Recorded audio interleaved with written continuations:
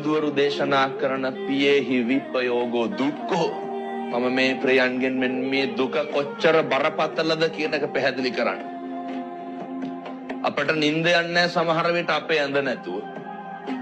අපිට අපේ කාමරේ නැතුව නිින්ද යන්නේ නැහැ. කෑම කන්න බාත්රූම් යන්න මගේ කියලා බෙදාගත්ත ටිකක් තියෙනවා. මගේ ඇඳ, මගේ කොට්ටේ, මගේ තුවාය. සමහරක් පින්නතුන්ට ගෙදරින් පිට ගිහින් දවස් දෙකක්වත් ඉන්න බෑ. හැබැයි දවසක් දෙකක් ගෙදරින් පිට ඉන්න බැරි අපි. දවසක් දෙකක් දූ දරුවෝ දාලා ඉන්න බැරි අපි. අම්මා තාත්තා දාලා ඉන්න බැරි අපි.